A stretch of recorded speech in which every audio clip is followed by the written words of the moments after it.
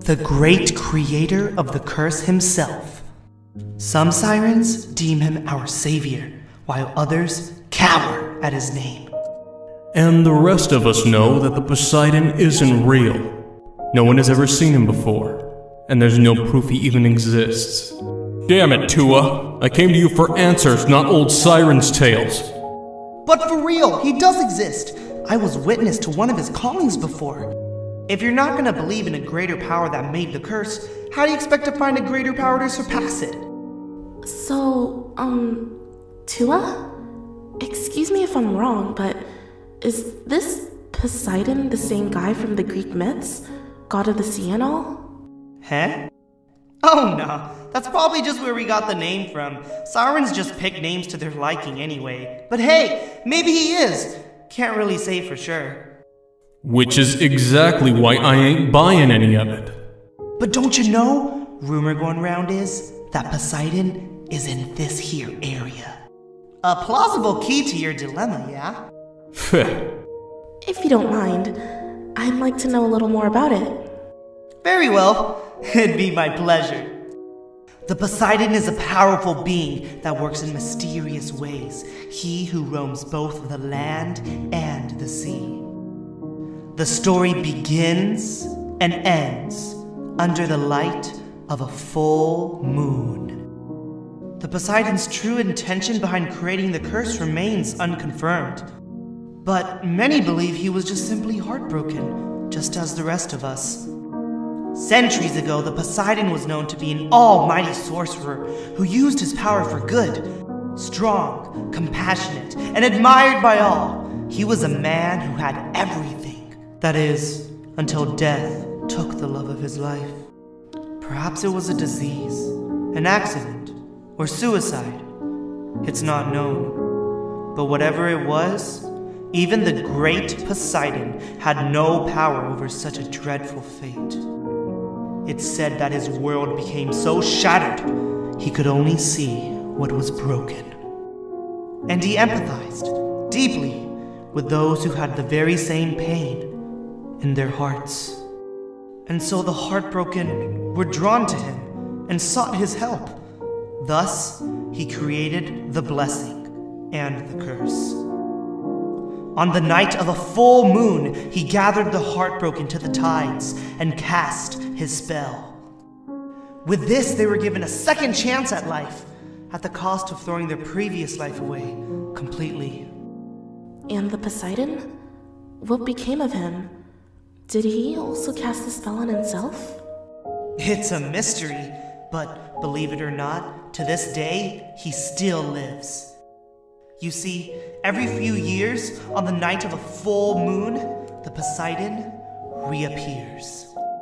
Each time it's a different place, whether it's on the shore or in the middle of the sea, but it's always the same ritual. With an enchanted conch, he casts his spell and calls all the sirens to that particular area. All sirens who hear the blowing of the conch go into a trance-like state, gathering into one place. This is the Poseidon's calling. And then what happens? Well, from there, I'm not too sure. But what I do know is that once it's over, all the sirens snap out of the trance they're in. It's said that the Poseidon actually selects one of the sirens from the calling and vanishes off with them. I witnessed a calling myself, and I personally believe the Poseidon's intentions are good. It's only natural for us to fear or reject what we don't understand. But what most forget is the fact that we're not bound to this watery grave forever. There is a way out. That's the way the Poseidon designed his curse to be. Thank you, Tua. I appreciate the enthusiasm you have in sharing your story. No props! It's my talent, after all. Oh. Talent? Yeah, don't you know? Sirens always retain one particular talent, even after they lose their memories. I like to think of it as a little remnant of our past lives. Talents can vary from all sorts of things, like being an inventor, an artist, or a fortune teller or something. Me, for instance, I'm Tua, the teller of tales. More like teller of bullshit. Oh, and what's yours? Being a rude and pompous narcissist? The truth is, sweetheart, I was bewitched twice. Aside from the Siren spell, I was also cursed with irresistible good looks and awesomeness. If I had a talent, it'd be too much for the world to handle. Not everyone knows their talent, but I personally think Ian here is a problem solver. Sure, he could be calculative and manipulative at times, but I gotta admit, the guy's innovated. There was this one time he figured out a way to help me out of a lobster trap. Don't ask how I got stuck. And then he blackmailed me after that. But anyway, how about you, Lyra? Do you have any idea what your talent is? Me? Oh, I still have all my memories, actually. So... Ah, you're lucky. Even if you did lose your memories, a girl as dull as you couldn't possibly have a talent. I think the sun will be setting soon. I should probably start heading back. We'll chat some more another day, yeah? I'll try gathering more info for you guys in the meantime. Thank you, Tua. You've been a great help. Hey! Let me give you a word of advice on women, bruh. If you want to win her heart, you can start by, not insulting her.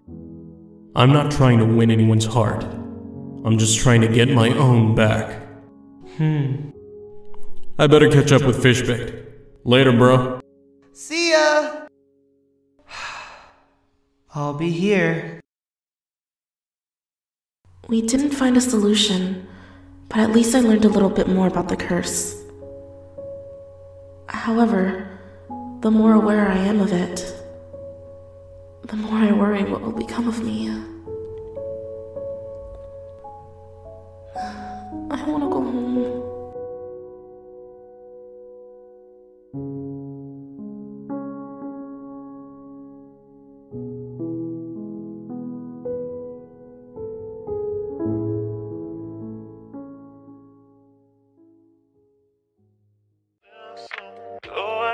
Cause all that I know is that